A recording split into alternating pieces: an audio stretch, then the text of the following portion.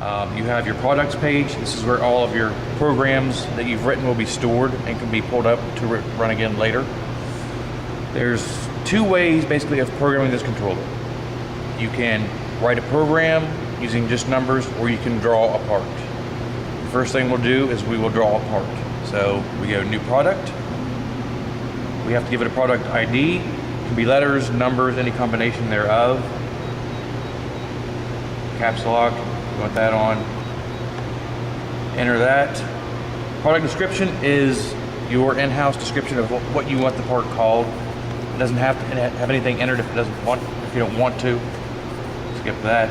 Material thickness, whatever your material thickness is. Material type, default is steel. Aluminum, zinc, and stainless are other choices. You can also add up to, I believe, 20 custom materials. Bending length is how wide across the bed your part is. Inside or outside dimensions, up to the operator, however the print is laid out. And then the controller uses its own radius calculations and bend allowance calculations. Now, if you want to do, say, a hat channel, tap on that leg, tell how long that leg is, 2 inches. Then we'll go to 90 and a 3-inch leg,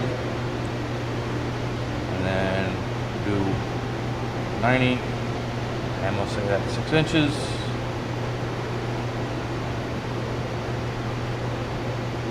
And 3 inches.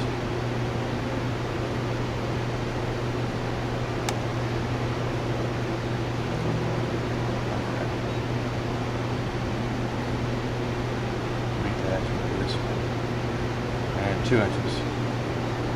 Parts drawn, go to tooling setup, select our tooling that you have in the machine. There's a tooling library. You can go and tell whichever ones. If you go here, you would go and select whichever punch you're using. Same thing with the dies. Select your die, go in and select whichever die you're using. Once you have your tooling selected, go to bend sequence. The controller will figure out a bend sequence for you.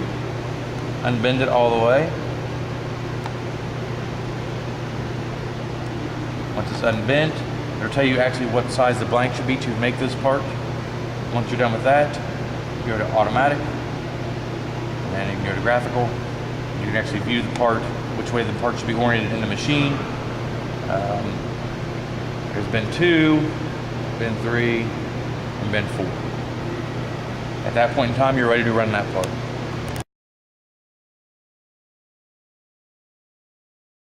Now we can go back to products, and we can just write a program. Now we can do the same part or something simple. New program is just numbers. So again, you have to give it a name. Product description if you want, you don't have to.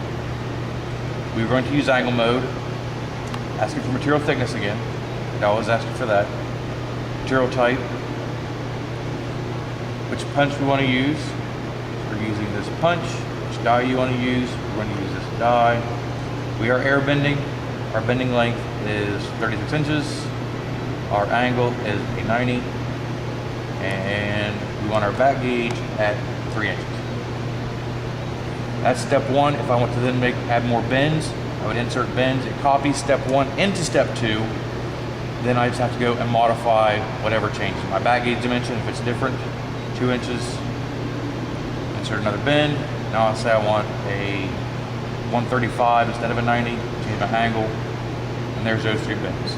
I can then go to automatic and run those 3 bends. Now there is no graphical because I didn't draw it, but that is the basics of writing a program. Very straightforward. You only have to know a few things to actually make a part.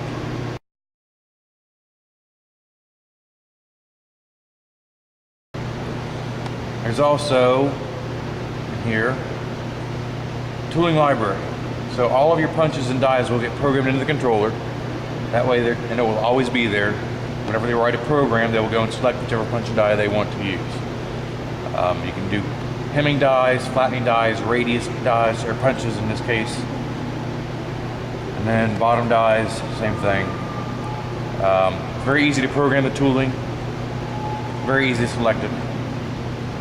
For a new program, you only have to know approximately 7 things. you have to give it a name. So whatever name you want to call it. You don't have to give it a product description, not required. You have to tell it how thick your material is. You have to tell it what kind of material it is. Steel, aluminum, zinc, etc. Except that, so far we had to know 3 things. Now we need to know which punch we're using. We're going to use that punch. We need to know which die we're using. We're going to use that die. We need to know how wide our part is for the bending length. So it's 36 inches. We need to know what angle we want, and we want our back gauge or flange dimension at 3 inches. That is a program. That's simple.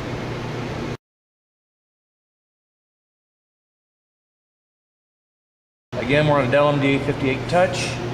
In the product screen, there is a handy feature for operators who have certain either kits or jobs for different customers. You can actually go in and create a directory for each customer you have or each individual product line you have, which makes it much easier for the operator in the future to find the parts that he wants to form in the future.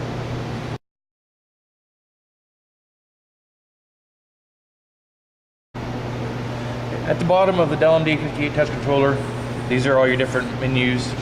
Products is where your product library will be. So any product you draw or program will be in this catalog.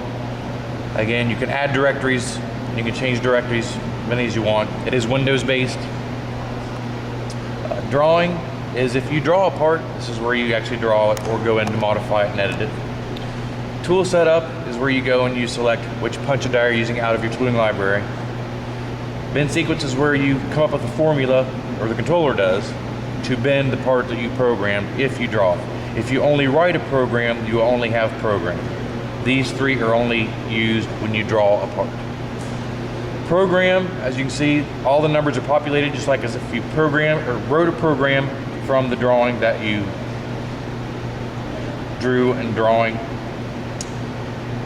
Auto is where you run production. Manual is for manual setups. It's a one-hit only. Cannot be actually saved as a program. Typically, this page is more used for tooling changes and bizarre setups. Settings is more for the operator's use. Going between inches and millimeters is easy as that. If we need a different language, there's that option. Then there's many tabs up here. You can go in and you can add materials to your material tab if you're doing AR or any of the hardened materials. You can go in and put in the actual material strengths and elongation and tensile strength of those materials. The controller will account for that. Backup restore, so you can back up all your products. There is on the side a USB port where you can put a memory stick in. And the rest of this is all default settings for the operators. Typically once it's set, nothing else checked. That doesn't change. Machine tab is where you have your tooling library, your maintenance. You're going to see how many hours are on the machine, how many strokes are on the machine. Keep track of when you need to do an oil change and maintenance issues. One of the handy things for an operator is if they ever get stuck, if they're in their program and they're using all the extra options on here and they need to figure out what one of them is, say it's delay time. If they don't know what that is, they can always hit the help button and it will bring up the entire user manual is on the controller, and it will bring up actually wherever they have highlighted to that page of the user's manual. So it's a handy thing if operators ever get into a situation where they're kind of confused or don't know exactly what they want to do. Hit the help button. Right there's the manual.